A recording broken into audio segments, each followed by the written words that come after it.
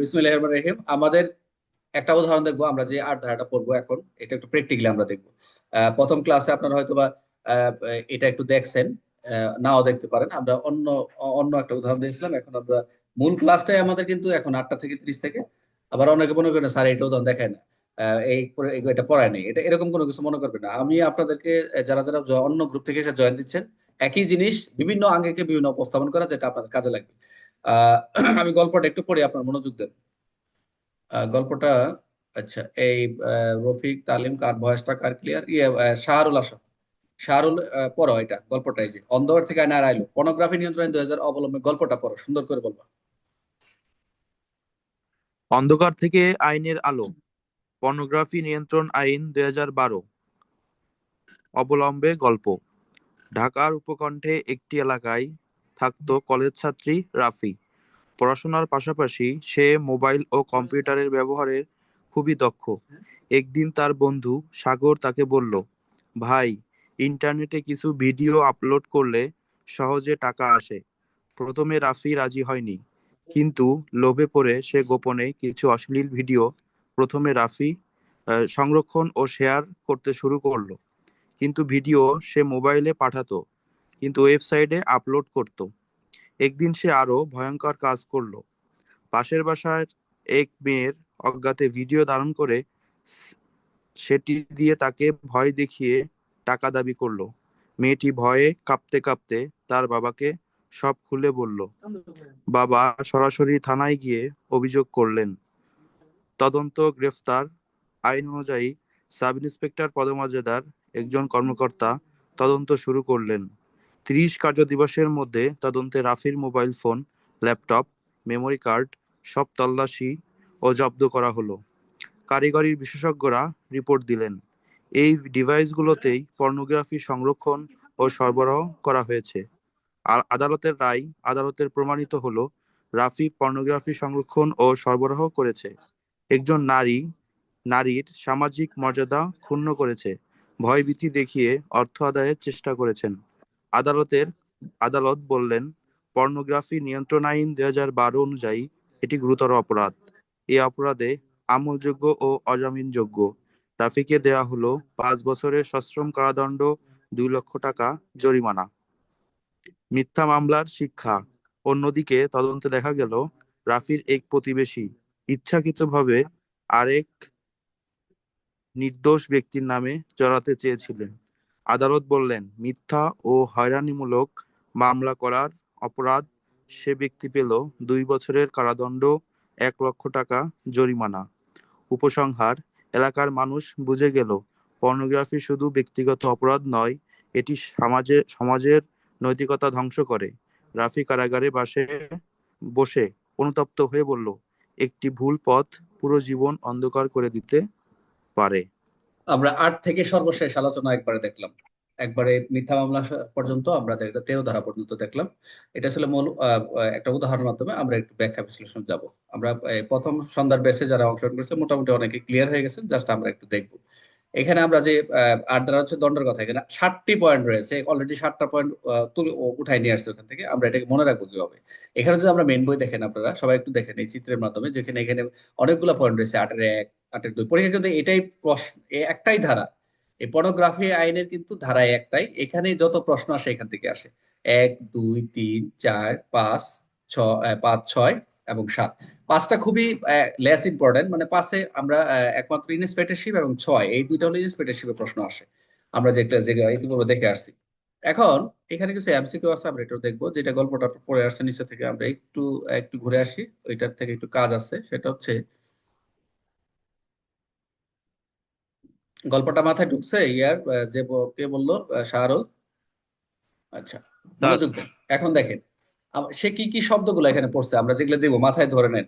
এখানে 7টা পয়েন্ট আমরা একদম এক ইজিতে নিয়ে ঢুকে যাবে। এখন দেখেন, আমি আগেই বলি যে এন যে সাজাগুলোর কথা বলে রয়েছে, 2 বছর, 7 বছর, 5 বছর, এগুলো সাজা আপনার মুখস্থ করার কোনো দরকার নেই, জাস্ট আইনগত ব্যবস্থা নেওয়া হবে এত ধারায় বা এত বিধিতে। তাহলে এখানে ওখানে গল্পের এই ভিকটিম কে ছিল, অপরাধী কি ছিল, নাম কি ছিল, শাহরুল যেটা বললেন।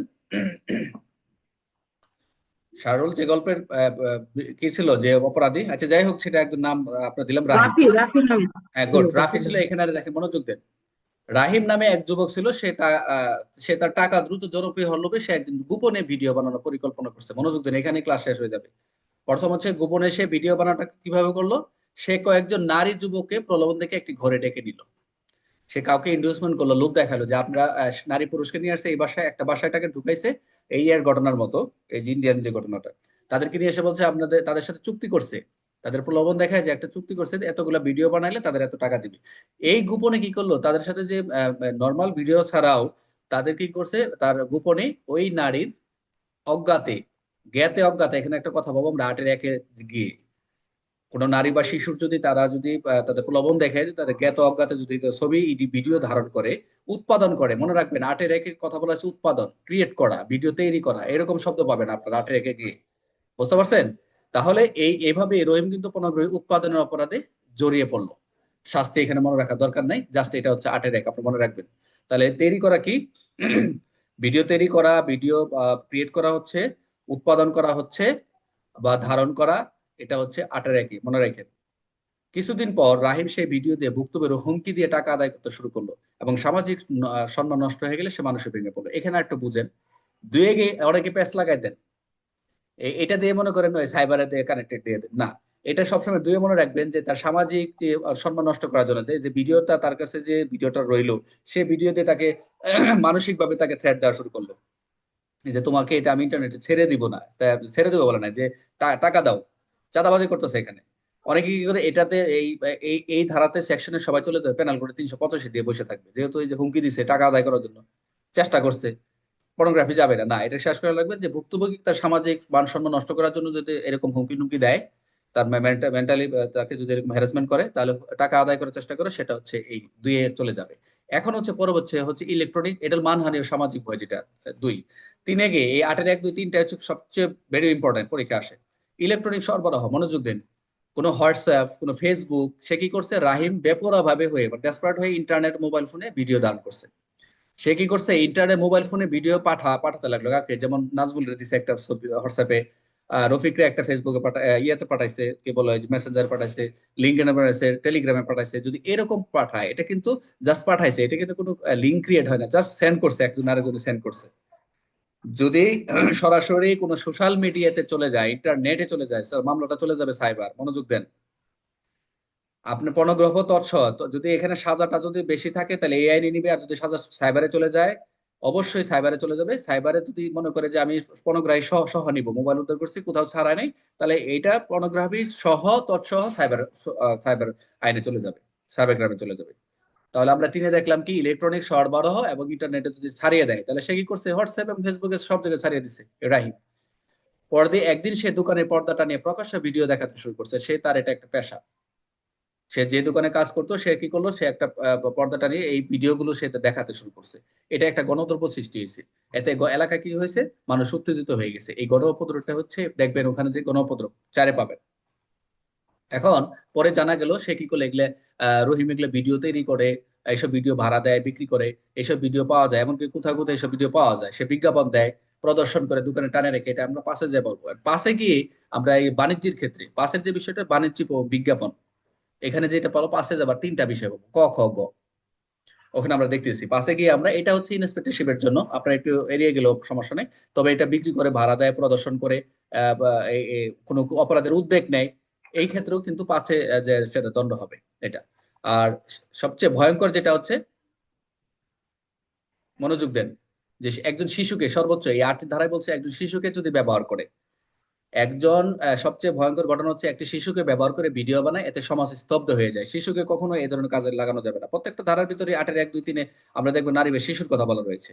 যেহেতু একটা ব্যক্তি হচ্ছে শিশুকে ব্যবহার করে ভিডিও বানাইছে এবং তাকে ইউজ করা হচ্ছে, সেই শিশু পর্নোগ্রাফিতে সর্বোচ্চ সাজা হচ্ছে এটাই, 10 বছর। আর আরেকটা বিষয় হচ্ছে, এই ধারা আরেকটা সবচেয়ে বড় ইম্পর্টেন্ট বিষয় হচ্ছে, আমরা অন্যান্য ধারায় যাই পাবো না কেন, আইনের সহায়তাকারী, আইনের মূল অপরাধীর যে সমান একজন সহায়তার হিসেবে গণ্য, আমরা প্যারাল কোডে আমরা দেখবো 107 দেখবো, 109 দেখবো, 114 দেখবো, এবং অন্যান্য ধারাও কিন্তু নারী শিশুতে 30 দেখবো। এরকম অনেক ধারা রয়েছে যে যারা অপরাধে সহায়তা করে। অন্যান্য আইনে বা ধারায় যাই থাকুক না কেন, এখানে বলেছে যে যিনি অপরাধ করলেন অথবা যিনি সহায়তা করলেন, যে অপরাধ করলে তার যে সাজা, সহায়তার যিনি করবে তারও সমান সাজা হবে, মূল অপরাধীর সমান শাস্তি হবে। এটাই তাই বলছি। কিরকম, এই রাহিমকে যারা ক্যামেরা দিছে, জায়গা দিছে, টাকা দিছে, সাহায্য করছে, তাকে ছাড় দেওয়া হয়নি, তাই সহায়তাকারী মূল অপরাধীর সমান শাস্তি হবে। অবশেষে পুলিশ রহিম তার সহযোগীকে গ্রেপ্তার করলো। আদালত বলল পর্নোগ্রাফি শুধু অপরাধ নয়, এটি একটা সম্মান, মানুষের সম্মান, নিরাপত্তা। এই যে এই সহায়তা করা, এটা হলো 8-এর 7 সর্বশেষ। সহায়তাকারী হিসেবে 8-এর 7 হিসেবে গণ্য হবে। এই সাহায্য সহযোগিতা করো যাই কিছু যেভাবে করো নাকি, এই 8-এর 7। তাহলে মোটামুটি আপনাদের যে 8-এর 1, 2, 3, 4, 5, 6, 7 এটা এইভাবে উপস্থাপন করলাম। এখন আমরা একটু মূল পর্বে যা দেখবো যে এটার সাথে মিলে কিনা, আপনারা একটু বিস্তারিত দেখবেন। আজকে এটা শেষ হয়ে যাবে।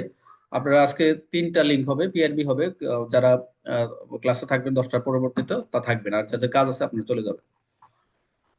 তাহলে আমরা একটু দেখি এখন, ভিতরে ঢুকতেছি, দেখি এরপরে যদি না হয় তাহলে তো কিছু করার নেই। কই গেল? এই যে চলে আসছে 8। 8-এ হচ্ছে দণ্ড, পানিশমেন্ট। আমরা যেটা বলছিলাম 8 8-এ দেখেন, 8-এ এখানে অনেকগুলো কথা বলছে। এত পড়ে এত নিজের মতো লিখবেন, নিজের মতো করে নিবেন। জাস্ট জিস্ট কথাগুলো, যে কথাগুলো গুরুত্বপূর্ণ আমি যেটা বলছি। 8-এ বলছিলাম কি দণ্ড, 8-এর 1-এ কি বলছে? উৎপাদনের কথা বলছিলাম, যে পর্নোগ্রাফি কি উৎপাদন করবে। প্রশ্ন করলাম যে পর্নোগ্রাফি উৎপাদন করবে, ক্রিয়েট করবে। কিরকম উৎপাদন করার জন্য অংশগ্রহণ সংগ্রহ করবে, তাদের সাথে কি করবে, যাদেরকে অংশগ্রহণ করছিল, ওই যে ছেলে মেয়েদের তাদেরকে বাসায় ঢুকায় নিয়ে আসলো, তাদের সাথে একটা কন্ট্যাক্ট থাকবে, চুক্তি থাকবে। চুক্তি করে কি করবে, ওই নারী পুরুষকে অবশ্যই ওই তাদের কাজে অংশগ্রহণ করাবে পর্নোগ্রাফিতে। সে তো আর বলবে না যে এটা পর্নোগ্রাফি করতেছে বা এরকম করে, তবে তো বলবে যে আমরা এটা ভিডিও ছাড়বো টাড়বো, কাজ করবো, আমরা এটা পজিটিভ। বাট তারা কি করলো, তারা তাদেরকে নিয়ে এই যে এরকম কাজে অংশগ্রহণ করলো, তাদেরকে বাধ্য করলো, ভিডিও করলো। কোনো নারী বা শিশুকে যদি এরকম কোনো প্রলোভন দেখায়, কোনো অংশগ্রহণ করায়, ওই ওই নারীর জ্ঞাতে বা নারী শিশু জ্ঞাত হতে পারে, তাদের যে তারা জানতে পারে, তাদের অজ্ঞাত হতে পারে। এই অজ্ঞাতে যদি কোনো স্থির চিত্র, ভিডিও চিত্র, চলচ্চিত্র ধারণ করে, তাহলে এটা একটা অপরাধ করেছেন বলে গণ্য হবে। শাস্তি মনে রাখা দরকার নেই, 7 বছর 2 লক্ষ টাকা জরিমানা। তাহলে 8-এ 1-এ মনে রাখবেন, যে কোনো ব্যক্তি পণ্যগ্রহ উৎপাদন করবে যে কোনো ভাবে, তাদের চুক্তি করে, তাদেরকে হুমকি দেহ, তাদেরকে কি বলা হয়, ভয়ভীতি দেখিয়ে, তাদেরকে প্রলোভন দেখিয়ে, তাদেরকে জ্ঞাত অজ্ঞাতকে স্থির চিত্র করলে সেটা হবে 8-এর 1। এখন দেখেন 8-এর 2, পণগ্রহের মাধ্যমে কোনো ব্যক্তির সামাজিক মর্যাদা, যেটা বললেন হানি, ব্যক্তির যে তার যে তাকে থ্রেট দেওয়া হচ্ছে, ভয়ভীতি দেখানো হচ্ছে, কোনো ব্যক্তি পণগ্রহের মাধ্যমে সামাজিক ব্যক্তি মর্যাদা হানি করলে, ভয়ভীতির দেখায় কি করবে, অর্থ আদায় বা সুবিধা আদায়, কোনো ব্যক্তির জ্ঞাত অজ্ঞাতে ধারণকৃত কোনো পণ্যের মাধ্যমে মানসিক নির্যাতন করলে, যে ভিডিওটা তার অজ্ঞতা করছেন, তারা বলতেছেন যে তুমি টাকা পয়সা দাও, না দিলে কিন্তু খবর আছে, টাকা পয়সা চাচ্ছে, না দিলে খবর আছে, এই পর্যন্ত থাকবে, ছাড়া দিব ওটা আলাদা। কিন্তু তাকে যদি মেন্টালি এরকম টর্চার করা হয়, তাহলে 8-এর 2। সামাজিক মর্যাদা হানি করলে সেটা 2 যাবে। 3, 3-এ হচ্ছে ইন্টারনেটে ছড়াই দিবে, কোনো ব্যক্তি ইন্টারনেট বা ওয়েবসাইটের, মোবাইল ফোন বা ইলেকট্রনিক ডিভাইসের মাধ্যমে সরবরাহ করলে।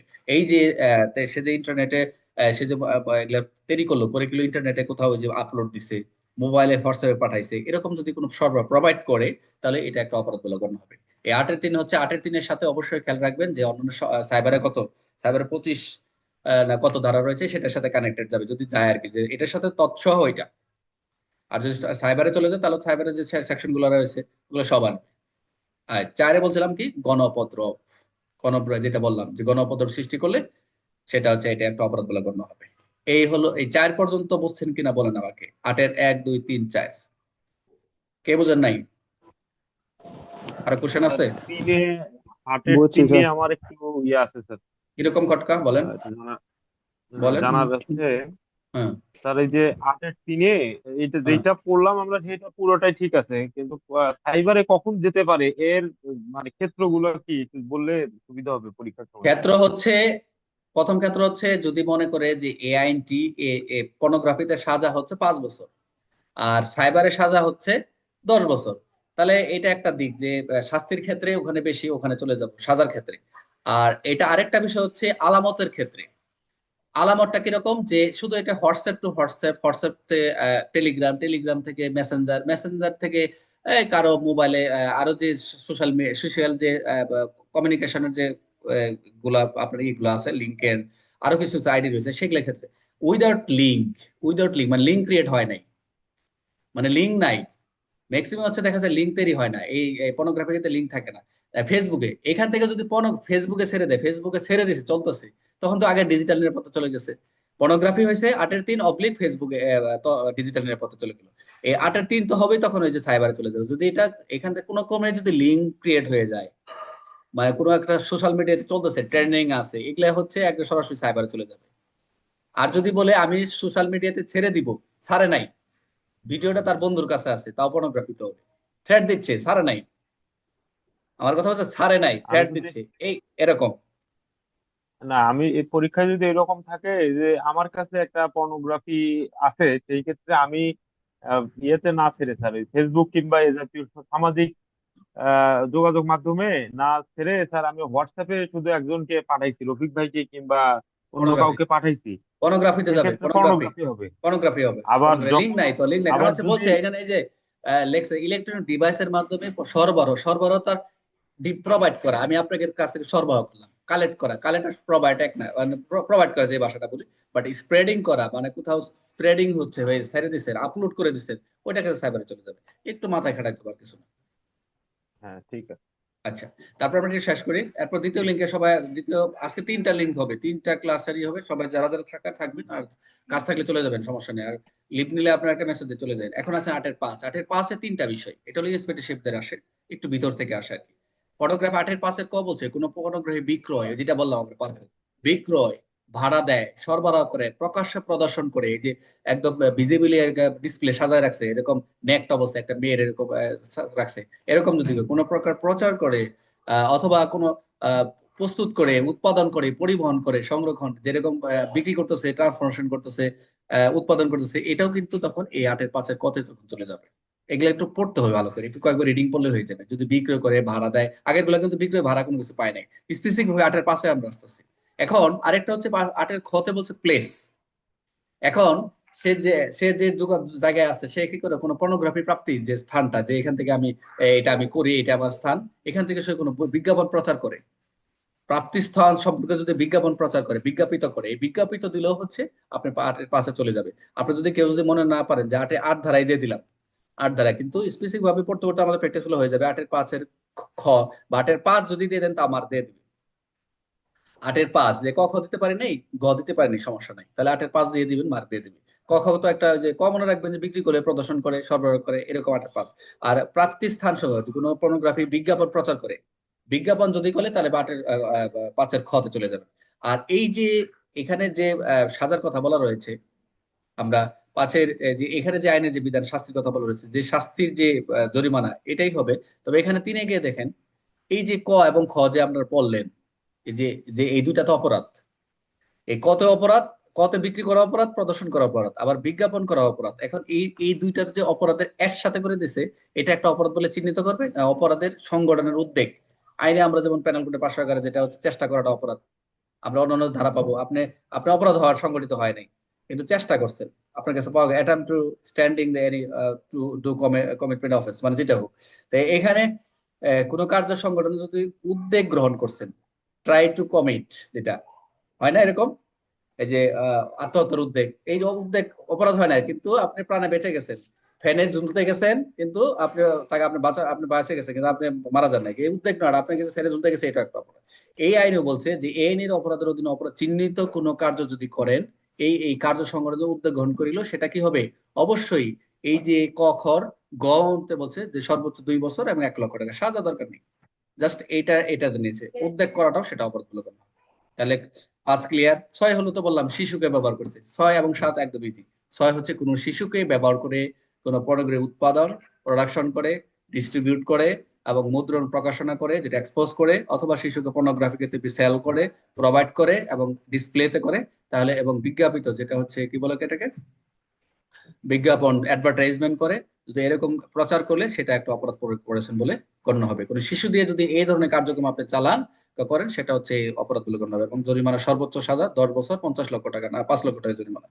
সর্বশেষ 7 ধারা, যেটা বলছি অপরাধের সহায়তাকারী, অর্থাৎ যিনি অপরাধের মূল অপরাধী যে সাজা পাবেন, অপর অপরাধীর সেই সহায়তাকারী সেই সাজা মূল অপরাধীর সমান সাজা হবে। অর্থাৎ এই আইনের সঙ্গে প্রত্যক্ষ বা পরোক্ষ জড়িত সহায়তাকারী ব্যক্তি প্রত্যেকেই প্রত্যেকেই একই দণ্ডে দণ্ডিত হবে। এক কথা হচ্ছে, ওখানে যদি 10 জন অপরাধী থাকে, সকলে যদি যে সাজা হবে সেই সাজায় তারা সবাই সমান দণ্ডের সাজা হবে। এই ছিল মোটামুটি আজকের ধারার 8 ধারা আলোচনা। মোটামুটি এক সেশনে 8 ধারা শেষ করে দিচ্ছি, আর কিছু নাই, আমি দ্বিতীয় সেশনে যে 10 মিনিটে শেষ করে দেবো। এখানে যে এমসিকিউ আছে খুব সহজ, আমরা একটু দেখে নেই। এটা বলেন তো যে এই আইনের অধীন প্রত্যক্ষ জড়িত সহায়তার ব্যক্তির দণ্ড কি হবে? একই দণ্ডে দণ্ডিত হবে, তাই না? আমরা উপর থেকে 2-3টা দেখি, এগুলো সব দরকার নেই, এগুলো সব জরিমানার কথা বলছি, এগুলা দরকার নেই, এগুলো পরীক্ষা তো আসবে না, এগুলো দরকার নেই। আমি দিছি এগুলো বইয়ে ঢোকানো আছে তো। আচ্ছা, 15। তারপর হচ্ছে কোনো ব্যক্তি যদি পর্নোগ্রাফি অপরাধে সহায়তা করে তা কি হবে? কোনো ব্যক্তি যদি পর্নোগ্রাফি অপরাধে সহায়তা করে তবে মূল অপরাধী সমান দণ্ডে একই দণ্ডিত। অপরাধ। Good. অপরাধী সমান দণ্ডে দণ্ডিত হবে। যদি শিশুকে ব্যবহার করে পর্নোগ্রাফি প্রদর্শন করে তার সর্বোচ্চ সাজা কত বলছিলাম? 10 বছর 5 লক্ষ টাকা। এখন আপনারা বলেন এই ধারা কোনো কারণ